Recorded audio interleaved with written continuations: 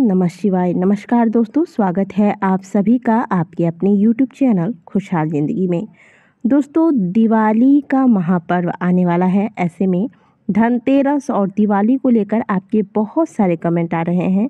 दरअसल इस बार धनतेरस और दिवाली को लेकर दुविधाजनक स्थिति बनी हुई है। तो आज की वीडियो बहुत ही महत्वपूर्ण होने वाली है और इससे आपके जो भी डाउट है, जो भी दुविधा है आपके मन में, वो सभी क्लियर हो जाएंगी। इसलिए वीडियो से पूरी जानकारी लेकर जाएं।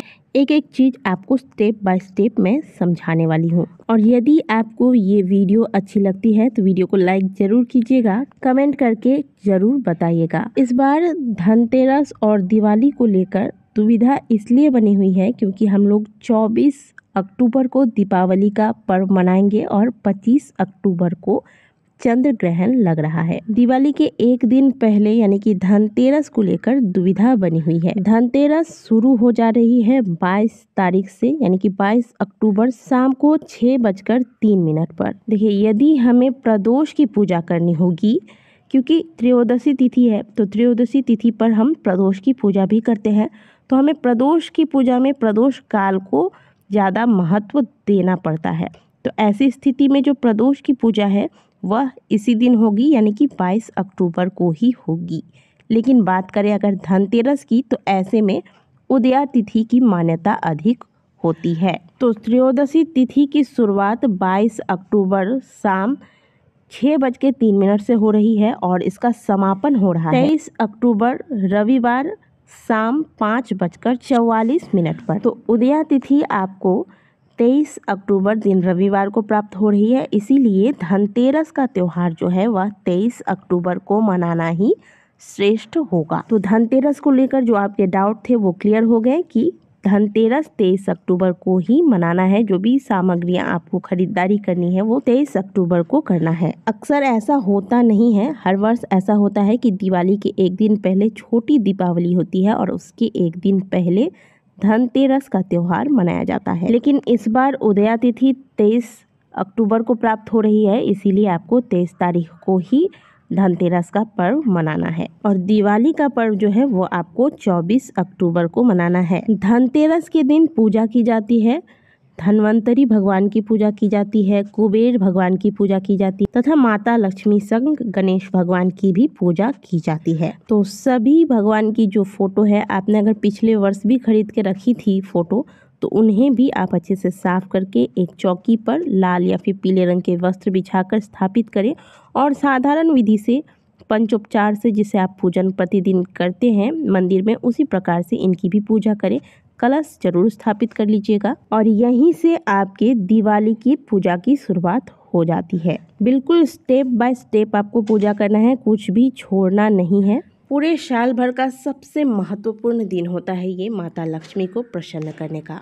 और आज के दिन साधना की जाती है। कम से कम 11 या फिर 5 बार कनकधारा स्तोत्र का पाठ कर लें, श्री सूक्तम का पाठ कर लें या फिर गजेंद्र मोक्ष का पाठ कर लें। इसे आप केवल मिठाई खाकर और पटाखे जलाने वाला, दीपक जलाने वाला त्योहार मत समझिए। साल भर हम परेशानी में रहे, दिक्कत में रहे, धन संबंधित समस्याओं से जूझते रहें, उससे अच्छा है कि आज के दिन हम जागृत हों और कुछ ऐसा करें जिससे कि जीवन में धन आगमन के रास्ते खुले। और जब आपको इतना सुनहरा मौका मिल रहा है, यदि हम समुद्र के किनारे रहकर भी प्यासे रह जाएं, तो इससे बड़ा दुर्भाग्य की बात कुछ हो ही नहीं सकती।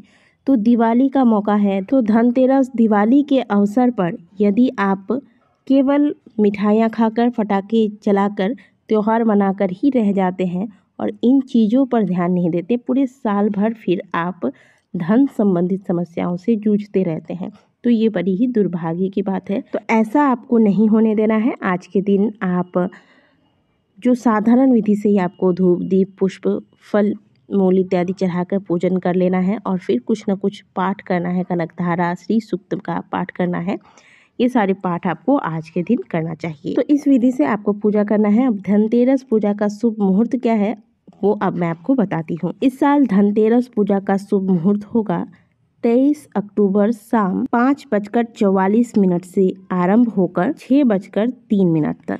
उदया तिथि है तो पूरी रात इसकी मान्यता होगी। अब धनतेरस की खरीदारी का जो शुभ मुहूर्त है वो कब है ये जान लेते हैं। तो आप 23 अक्टूबर, क्योंकि ये उदया तिथि है और उदया तिथि में पूरे दिन की और रात की मान्यता होती है, तो आप पूरे दिन में धनतेरस की खरीदारी कर सकते हैं। अगर रात की बात करें तो आप रात के वक्त भी खरीदारी कर सकते हैं। रात के 9 से 10 बजे तक आप खरीदारी कर सकते हैं। इसमें भी अगर आप मुझसे पूछे कि शुभ मुहूर्त क्या है, शुभ समय क्या होगा, तो मैं आपको बता दूं कि आप शाम 6 बजे तक खरीदारी कर ले। अब धनतेरस में सोना चांदी हर कोई खरीदना चाहता है, लेकिन हर कोई खरीद नहीं सकता, ये भी सत्य है। लेकिन परिस्थितियों के अनुसार हमें पर्व भी मनाना है। तो ऐसे में धनतेरस के अवसर पर अगर आप ये चीज़ें खरीदती हैं, स्टेप बाय स्टेप जैसा कि हम आपको बता रहे हैं, ये चीज़ें आप करेंगे तो आप इतना जान लीजिए कि जीवन में परिवर्तन होना तो तय है। सबसे पहले तो सोने की विशेष महत्वता है, तो मैं भी आपको कहूँगी कि अगर सामर्थ्य है तो सोना बहुत ज़्यादा नहीं खरीद सकते तो कम से कम तो नाक की छोटी सी रिंग या लौंग आती है,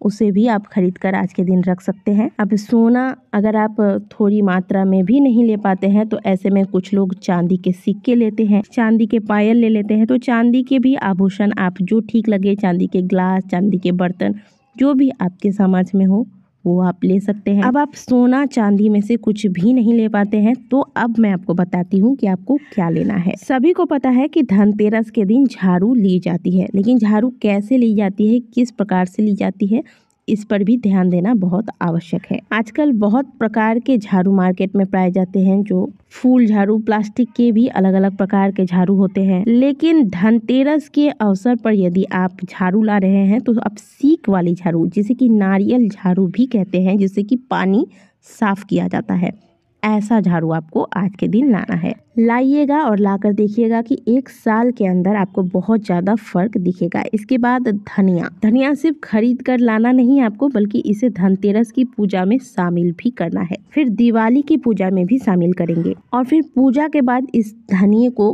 किसी मिट्टी के गमले में रोपा जाता है। और अगर आपके पास कोई खुला जगह है, कोई साफ सुथरा जगह है, तो आप उस स्थान पर भी इस धनिये को रोप सकते हैं। तीसरी बात, आज के दिन आप कमलगट्टे के बीज भी जरूर लाइएगा। कमलगट्टे के बीज की माला भी प्राप्त होती है, अगर माला प्राप्त हो जाए तो उसे लाइएगा, क्योंकि इसका प्रयोग हम माता लक्ष्मी के मंत्र उच्चारण के लिए भी करते हैं। और अगर नहीं तो आप कम से कम एक कमलगट्टा का बीज लेकर आइएगा। इसके अलावा आप एक कमल का पुष्प भी ला सकते हैं, और ये पुष्प आप जब धनतेरस की पूजा करेंगे शाम को, तो वो पुष्प आप उस वक्त माता लक्ष्मी को अर्पित कर सकते हैं। अगली चीज दोस्तों, आज के दिन आप नमक जरूर खरीद के लाइएगा। दोस्तों, नमक घर की बरकत है। नमक से आपके जीवन में जो भी रुकावटें होती हैं वो दूर होती हैं। शिव महापुराण के अनुसार तो नमक का दान करने से दुर्भाग्य भी सौभाग्य में बदल जाता है। तो ध्यान रखें कि आज के दिन आपको दान नहीं करना है, खरीद कर लाना है नमक। धनतेरस के दिन यदि आप भगवान गणेश और माता लक्ष्मी की फोटो या फिर मूर्ति लाना चाहते हैं, या भी पीतल की कोई प्रतिमा लाना चाहते हैं भगवान गणेश और माता लक्ष्मी की, तो वो लाइएगा। इसमें आप रूप दैवीय वास हो जाता है। ध्यान रखिएगा कि खरी अवस्था में ना भगवान गणेश की फोटो रखनी है आपको घर पे, ना ही माता लक्ष्मी की। तो फोटो हो, मूर्ति हो, कुछ भी आज के दिन लाइएगा, इनकी विधिवत पूजा कीजिएगा। ऐसा नहीं कि घर में पहले से ही फोटो है और आप फोटो पे फोटो जमा करते जा रहे हैं, ऐसा नहीं करना है आपको। अगर फोटो पहले से है तो उनकी पूजा करें, अगर नहीं है तो आज के दिन लाएं। मूर्ति लाते हैं तो प्रत्येक वर्ष तो मूर्ति का विसर्जन किया जाता है, नई मूर्ति लाई जाती है, तो नई मूर्ति लेकर आएं। तो दोस्तों, आज की वीडियो में हमने आपको बताया कि दिवाली कब मनानी है, धनतेरस कब मनानी है, कौन सी चीज़ें धनतेरस पर आपको लानी है।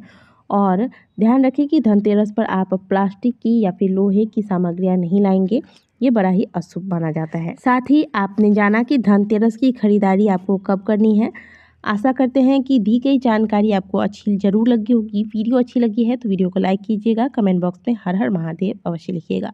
मिलते हैं आपसे अगले वीडियो में, तब तक के लिए ओम नमः शिवाय, हर हर महादेव।